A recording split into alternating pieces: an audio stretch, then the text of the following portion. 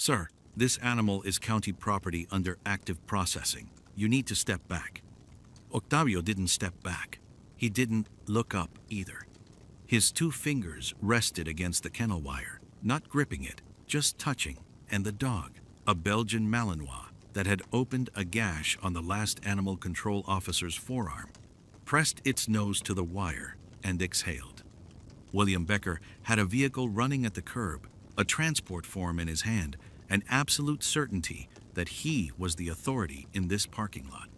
Sir, harder now. Did you hear me? Octavio's breath dropped, slow and deliberate, almost audible account, not a reflex. The dog settled its haunches onto the kennel floor, ears rotating forward, watching the old man's face. Becker looked at the dog, then at the man. How did you? He's thirsty, Octavio said. When did he last have water? Becker's mouth opened and closed once. Nobody had asked him that, not in 3 years of this work. The animal has been provided. When? Octavio said. Not a question the second time, a correction. Becker pulled the intake sheet from under his arm and scanned it. His jaw moved slightly.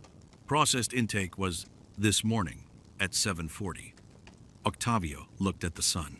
It was past noon, and he said nothing, and that said everything. He shifted his weight from one knee to the other, no hurry, no drama, and kept his fingers at the wire.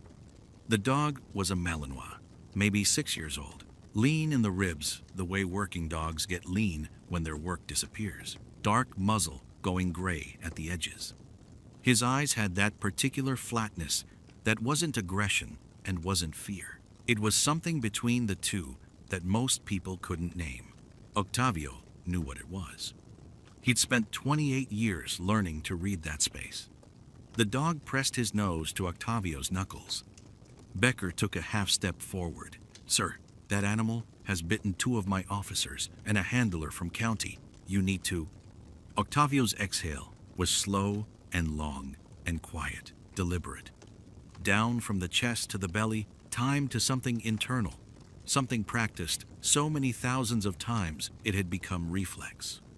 The dog's ears came forward, the tension in his shoulders that braced, coiled tension that read as aggression to anyone who didn't know better, shifted. His head dropped half an inch. Becker stopped moving. He wasn't sure why. He just stopped. The Malinois made a low sound, not a whine exactly, more like a vibration at the back of the throat, and leaned the side of his head against the cage wire where Octavio's fingers rested. One of the hardware store employees, a young guy in an orange apron who'd stepped outside for a delivery, was standing at the corner of the building now, watching. He wasn't moving either. Octavio's free hand moved to his jacket pocket, slow, unhurried. He brought out a length of old leather, coiled and dark, the brass snap at its end tarnished, nearly black. He didn't unroll it, just held it loosely, the weight of it familiar in his palm, and let the dog smell the air between them. The dog's nostrils worked. Something in his posture changed in a way that was hard to describe, like a word almost remembered. That lead is not county-authorized equipment, Becker said. His voice was tighter now. If you attempt to open that kennel, I'm not going to open anything. Octavio stood, one motion, unhurried, the knees unfolding, without complaint. His eyes came up as he rose and did the thing they always did, a single smooth arc across the lot, the storefront, the street beyond, before landing on Becker. All of it registered in the time it took Becker to blink. I'm going to ask you a question. He tucked the lead back into his pocket. What does the county want for him? Becker's face arranged itself into the look of someone who had never once been asked this in a professional context. The animal is scheduled for, I heard what he's scheduled for. Octavio's voice carried no heat. I asked what the county wants for him. There's a number. There's always a number. Becker looked down at his intake sheet again. This had become a habit, looking at the sheet when he didn't know what to say. $2, he said finally. Standard redemption fee before euthanasia order. Octavio put his hand in his other pocket and produced 2 worn dollar bills without looking at them. "Then I'd like to redeem him," he said. Becker stared at the 2 bills the way a man stares at a math problem that has come out wrong. He took them anyway, folded them once, precisely, and tucked them into his breast pocket. His mouth opened to say something, some clause, some amendment, some procedural shield, and then the radio on his belt crackled and he stepped away toward the county vehicle, one hand pressed to the earpiece. That left Octavio alone with the dog. He didn't stand. He didn't look around the lot to see who was watching.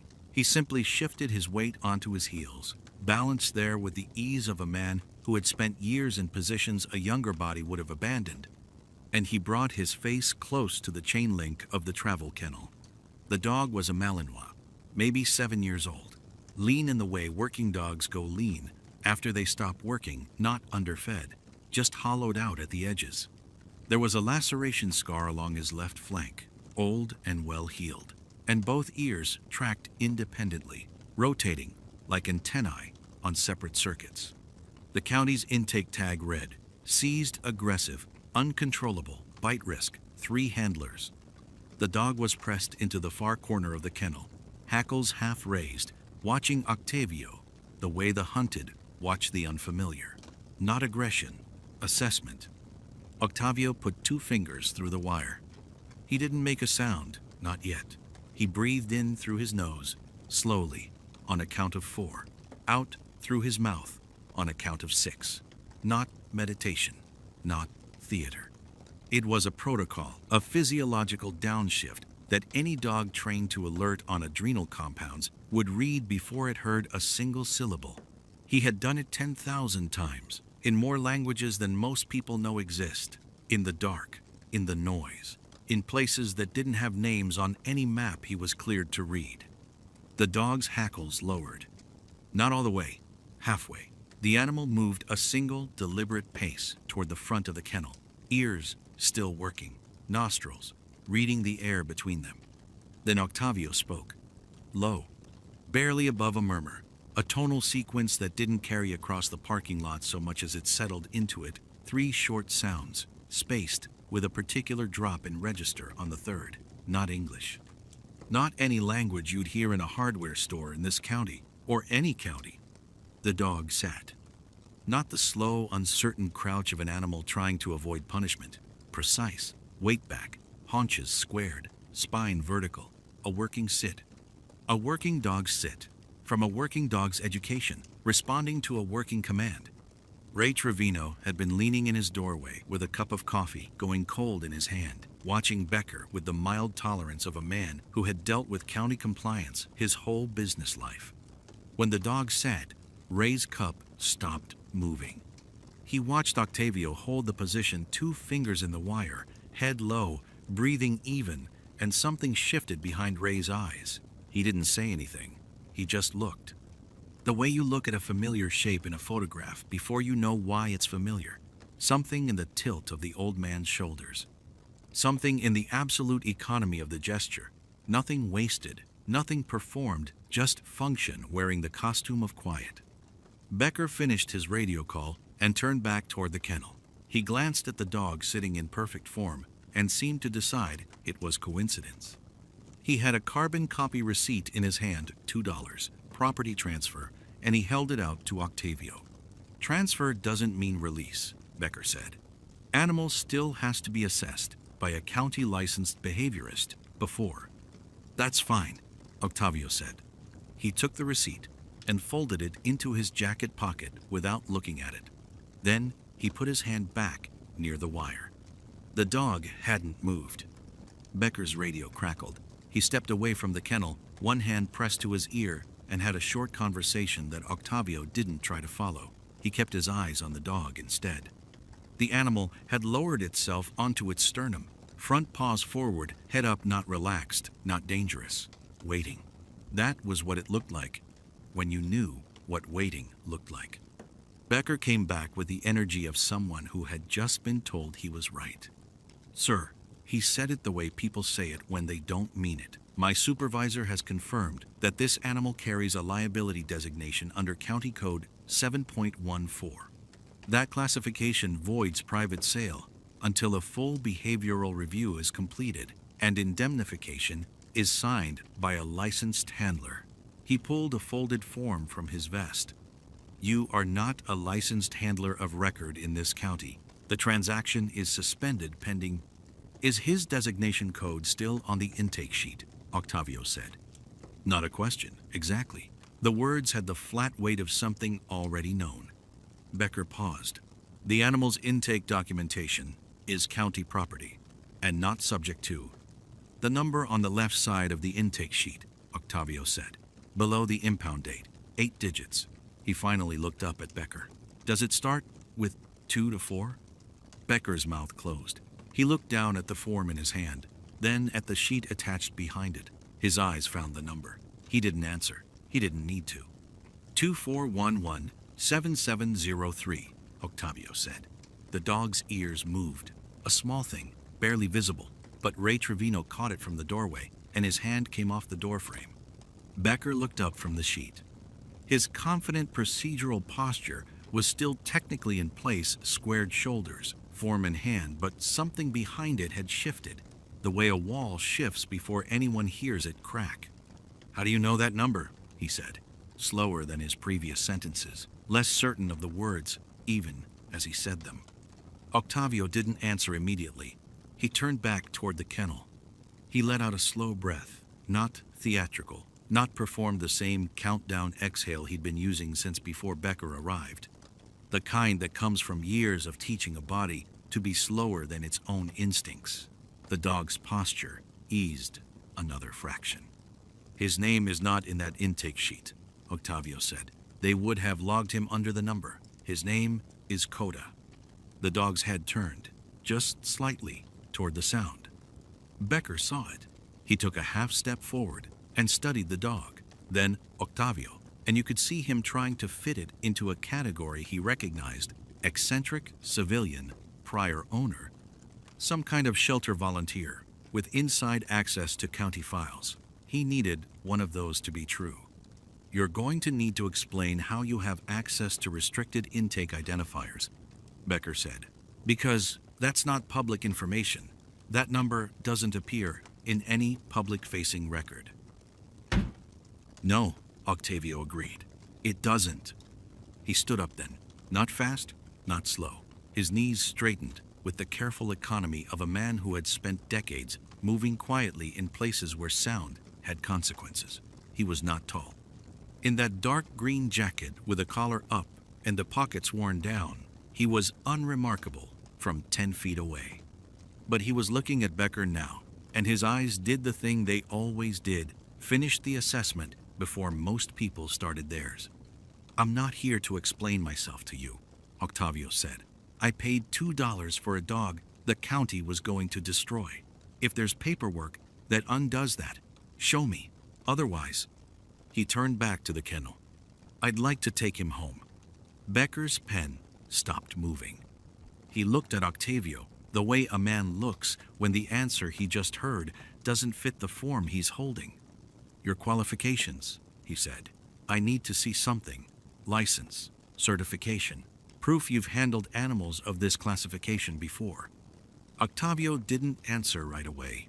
He uncoiled the leather lead from his jacket pocket, not fast, not deliberate, just the way a man reaches for something he's reached for 10,000 times, and threaded the brass snap through the cage latch ring, not attached, just resting there, the snap touching the metal lightly. The dog's nose came to the wire. Sir, Becker stepped forward. That animal has bitten 2 county employees. I need you to step back from the kennel.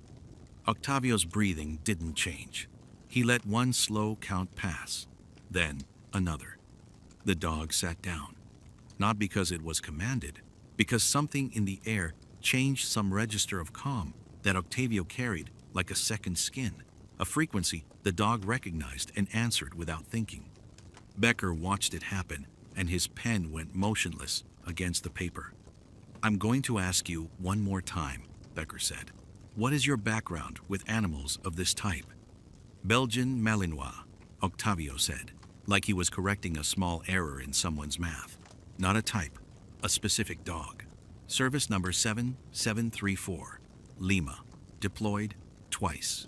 Note: cleared for high noise, high stress environments. He finally looked at Becker. Dual certified, detection, and patrol. Becker's mouth opened and then closed. How do you know his service number? It's on the cage.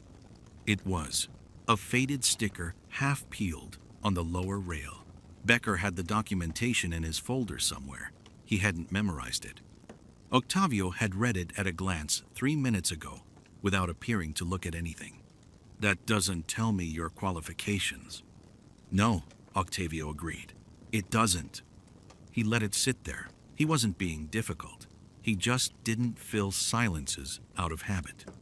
The dog had shifted closer to the wire side nearest Octavio, its shoulder blades lowered, its breathing steady, the posture of an animal that had found a reference point after a long time without one. Inside the store, something scraped. A drawer, maybe, or a box being moved off a shelf. Ray Trevino's voice came through the screen door, quiet, talking to himself the way men do when they're looking for something specific, in a place that isn't organized the way it used to be. Becker noticed none of it. I have a liability designation on this animal, he said. That means he cannot be rehomed without documented handler certification at a minimum Class 3 animal control level. And you have not provided. Ray, Octavio said it, without raising his voice, without turning from the kennel. The scraping stopped. You still have that photograph? The one behind the register? A pause, longer than it should have been. Not because Ray didn't understand the question, because he did. Yeah, Ray said finally. Hold on. Becker looked toward the screen door, then back at Octavio. What photograph? What does a photograph have to do with anything? Octavio didn't answer that either. He kept his eyes on the dog. The animal's ears had come forward, not alert, not alarmed, but listening. The way a dog listens when it recognizes a voice it thought it would never hear again. Its eyes were on Octavio's hands, patient, waiting for something. Whatever it was waiting for, it had been waiting a long time. I need your name, Becker said. Full legal name, for the record. Octavio Lehmann. Becker wrote it down. He underlined it, which was a thing people did when a name felt like it should mean something to them and didn't. Not yet. Behind the register, Ray Trevino found what he was looking for. Becker was mid-word. The transfer of a liability-designated animal requires authorization from the district office, which means this transaction is, as of right now, consider. Ray Trevino walked out of his front door. He didn't hurry. He carried a framed photograph the size of a hardback novel, glass front, the kind of frame you find at an estate sale, because someone thought what was inside it mattered enough to protect. He crossed the 4 steps of his porch without looking at Becker, without looking at Octavio, and he set the photograph face up on the hood of the county vehicle, with the flat precision of a man setting down something he has been waiting years to put somewhere. Then he stepped back and put his hands in his pockets. Becker stopped talking. The dog turned its head toward the photograph, which was not possible, which was the kind of thing you told yourself was coincidence, because the alternative required you to restructure everything you thought you knew about the last 40 minutes. Octavio didn't move toward the hood. He didn't need to. He knew what was in a photograph like that, the way you know what's in a letter before you open it, by the weight of it, by the year it was taken, by the particular quality of light that only existed in places that don't appear on standard issue maps. Becker picked it up. He held it the way people hold things they don't understand yet, tipped slightly, like changing the angle might change what it showed. It showed a forward operating base. The photograph had been clipped from somewhere you could see the torn edge on the left side, newsprint thin, the kind of print run that went to 1,200 subscribers and nobody else. A handler stood at the edge of the frame, not centered, not posed. A Belgian Malinois sat at his left heel, head up, ears forward, in the exact attitude the dog beside Becker was holding right now. The handler's jacket was dark. His collar was turned up against whatever the wind was doing that day. In the bottom right corner of the photograph, partially obscured by a fold in the original paper, there was a unit patch. Becker's color changed. Not all at once. It went the way color leaves a face, when the information arrives, before the understanding does the blood pulling back, the jaw tightening, the eyes doing a fast, involuntary recalculation. He looked at the patch. He looked at the man standing 6 feet from him, in a worn green jacket with his hands loose at his sides. He looked at the dog. "That's," Becker started. "My father kept that," Ray said quietly, from behind him. "Cut it out of a journal he subscribed to because his own unit had a working relationship with that designation. Said they were the ones you never heard about. Said that was the point." The dog shifted its weight. Not anxious. Oriented the way a trained animal orients, when it understands that the room has changed, that the structure of authority in the space has reorganized itself, and that the man it has chosen is now the center of it. Becker set the photograph back on the hood. He set it carefully. The careful placement was the only thing he had left to control. Octavio looked at the photograph for the first time. A long look, unhurried. Octavio. The way a man reads the face of someone he trained with, across a distance of 30 years, across everything that happened in between. Then he looked at Becker. He didn't say anything. He didn't need to. The dog was sitting at his heel, breathing at the same slow count Octavio breathed, and the unit patch in the bottom corner of that photograph was doing all the talking that needed to be done. Becker picked up the photograph. He held it the way a man holds something he wasn't ready to hold both hands, unconsciously, like it might slide away. His eyes moved across it in short stops. The image was black and white, printed on the heavier stock of a trade publication, and whoever had cut it out had left a clean, straight edge along the top where the headline used to be. Ray had told Becker nothing. He'd just set it down and gone back to the doorway, arms crossed, and waited. In the photograph, a man crouched beside a Belgian Malinois, at the wire of what looked like a forward stage kennel, prefabricated panels, desert dust on everything, a radio antenna bisecting the background. The man's face was turned slightly to the side, but the jaw was right, and the set of the shoulders was right, and the dog was pressed lightly against his knee, in exactly the posture the dog was using right now, here, in a hardware store parking lot on a Tuesday morning. The caption ran along the bottom edge in small type. Becker read it once, then again. His jaw shifted. Something behind his eyes went very flat, very fast. The unit patch in the lower right corner of the frame, the handler's sleeve patch, just barely in focus, corresponded to a designation that did not appear in any public military registry. That was not an oversight. That was a policy. One of the men who drifted out from the hardware store, a guy who'd come in for weather stripping and ended up staying lean toward his neighbor and said something low. His neighbor didn't answer. Both of them were looking at Octavio. Octavio had not moved. He was standing, with his weight slightly back on one heel, the old leather lead coiled loose in his left hand, the dog breathing at the same measured count beside his boot. His eyes had done one more sweep of the lot exits, hands, angles, and come to rest on nothing in particular, the way they always did when he'd already accounted for everything that mattered. Becker looked up from the photograph. He opened his mouth. He closed it again. The dog's ears moved once, tracking some sound from the street, then settled. "That patch," Becker started. His voice had lost the administrative edge it had carried for the last 40 minutes. What replaced it wasn't quite respect, it was the particular flatness of a man recalibrating in real time, finding that the map he'd been using doesn't match the ground. "That designation isn't." "No," Octavio said. "It isn't." That was all. Becker set the photograph back on the hood of his vehicle, slowly, like he was returning something that didn't belong to him, which, in a way, he was. He looked at the dog. The dog was not performing anything. It was simply present spine, straight, muzzle level. Weight evenly placed with the particular quality of a trained animal whose nervous system has found the one point of order it recognizes in a disordered world and is holding to it without drama. Becker had spent 11 years in animal services. He had handled police dog assessments, temperament evaluations, liability cases involving animals that had hospitalized people. He knew what a broken dog looked like. This was not a broken dog. He knew that now.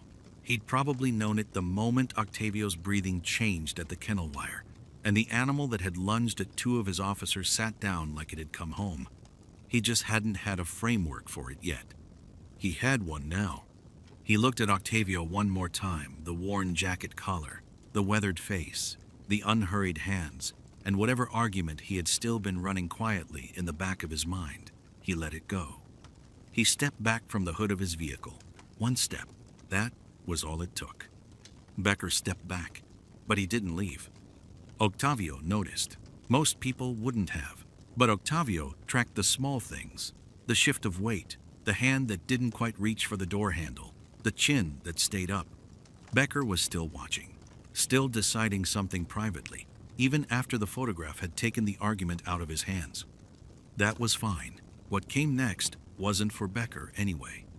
Octavio turned to the dog. The animal was loose now, had been since the $2 receipt, and it stood at Octavio's left heel, with its shoulder grazing the outside seam of his trousers. Not a leash hold, not compliance.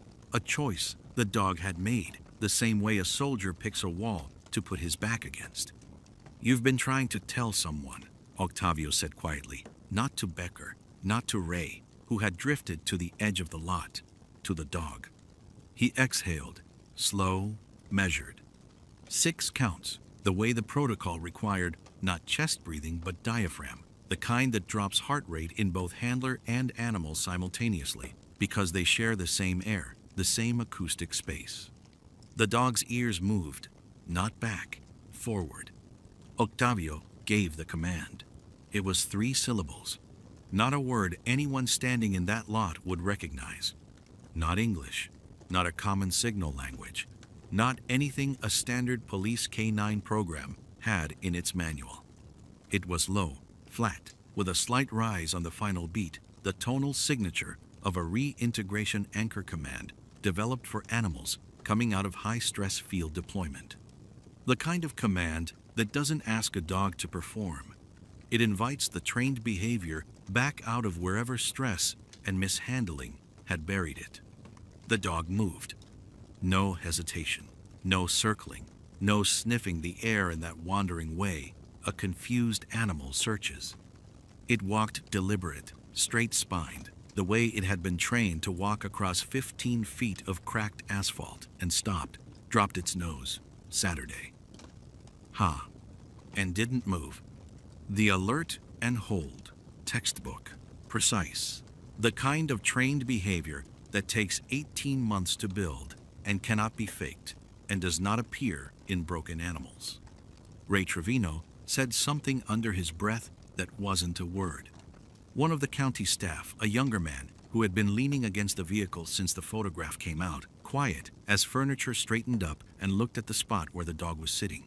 He looked at Octavio, back at the dog. "That's the seam over the old gas main," he said. "The city patched that section 2 years ago. We've had a slow pressure read on it all spring." Nobody moved for a moment. Then the younger county man pulled out his radio and made a call that had nothing to do with animal services. Becker was watching the dog. The animal hadn't shifted a centimeter.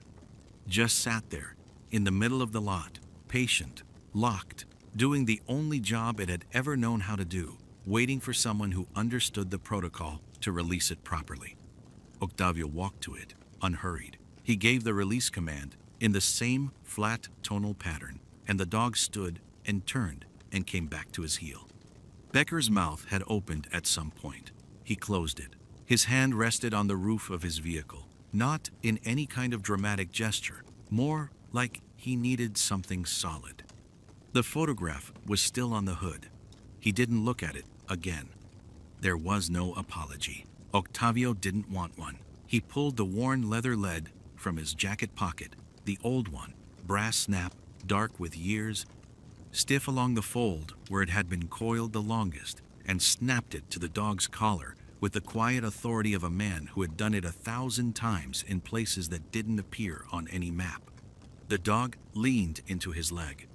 Miles Donovan had been standing in the doorway for a while by then, long enough to watch the whole thing without saying a word. The photograph, the pale set of Becker's jaw, the dog going rigid and precise on command. The county crew scrambling toward the east corner of the lot with a pressure gauge and worried faces. Miles was maybe 32. He'd done 2 tours before the hardware store, before Ray took a chance on him. He didn't talk about it much, and people in town had learned not to ask. He came down the 2 steps from the entrance and crossed the lot slowly, hands in his pockets, eyes on the dog. The dog tracked him, not with aggression, something closer to assessment. Miles stopped a reasonable distance away and looked at Octavio. "What happens to them?" he said. "Dogs like this, when they get to this point."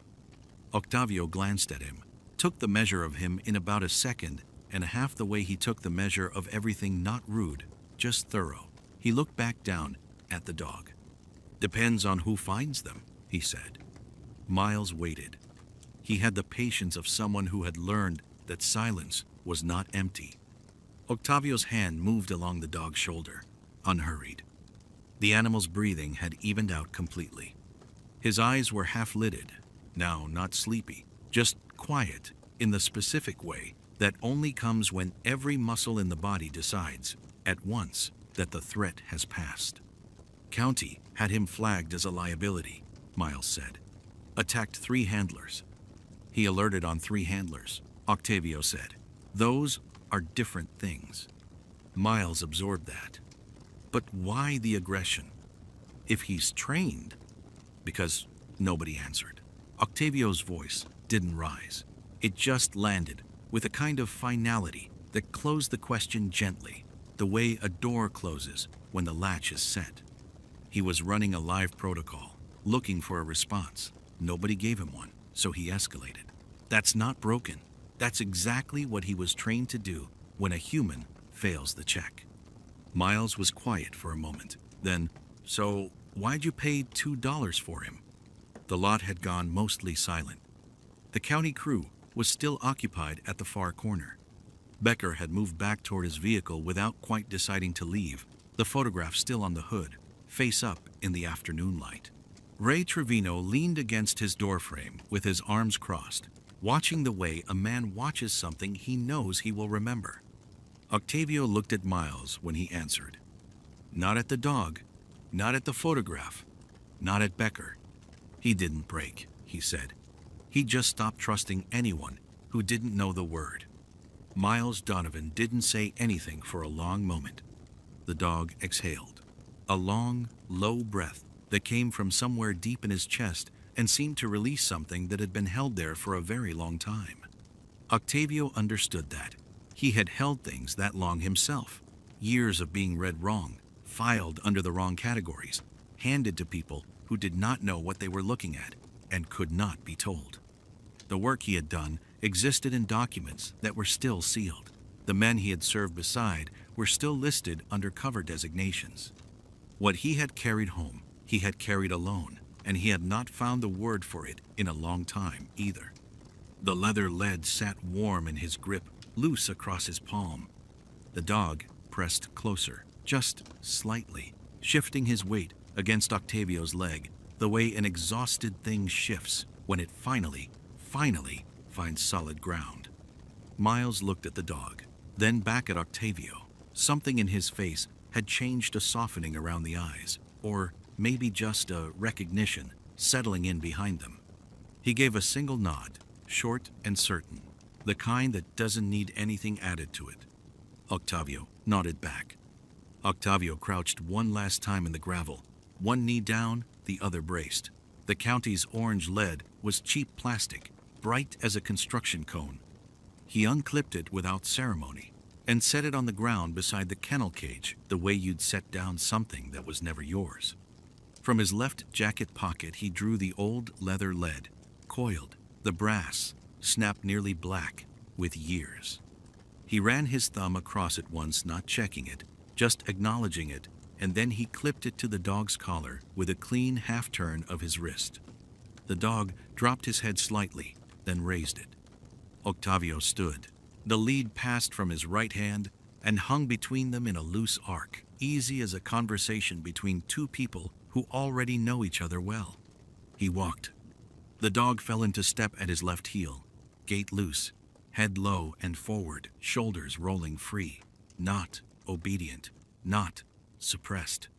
Just settled, the way an animal moves when it has finally located the one person who speaks its language. Ray watched from the doorway. Miles watched from beside him. Neither said anything. There wasn't anything left to say.